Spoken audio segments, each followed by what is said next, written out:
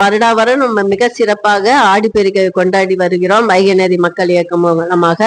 இந்த வருடம் ஆகஸ்ட் 3ஆம் தேதி ஆடிப்பெருக்கு வருது. அன்றைக்கு அனைத்து தாய்மார்களும் மதுரை மட்டுமல்ல, திருபுவனம், வைகை நதி ஓடும் கரையோரம் உள்ள மக்கள் அனைவரும் வைகைக்கு சென்று வைகை வழிபட்டு மதுரையில் அழகர் ஆற்றில் இறங்க இடத்துல வைகை நதி மக்களுக்கும் நல்ல நிகழ்ச்சிகள் ஏற்பாடு பண்ணி கொண்டு வருகிறார்கள்.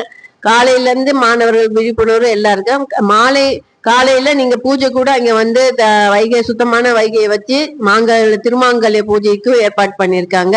அதே மாதிரி சாயங்காலம் 5 மணிக்கு வைகை நதியை இன்னும் எந்த அளவுக்கு சுத்தப்படுத்தவும் சுகாதாரமாக அதை அகண்ட வைகையாக ஆர்ப்பரிக்கும் வைகையாக நம்மளுடைய அமிர்தமான வைகையாக மாற்றுவதற்கு என்னென்ன செய்ய முடியுங்கிற கருத்தரங்கும் இருக்கு. 5 மணிக்கு நீங்கள் அனைவரும் உங்கள் கருத்தையும் தெரிவித்து மிகப்பெரிய ஆதரவு தந்து மேற்கொண்டு, இது ஒரு நாள் நிகழ்ச்சி அல்ல, இது தலைமுறைக்கான தொடர் நிகழ்ச்சிகள் அங்கங்க தொடர்ந்து நடத்திக்கிட்டே தான் வரும். அதனால நீங்க தயவு செய்து அனைவரும் இதில் பங்கேற்குமாறு கேட்டுக்கொள்கிறோம்.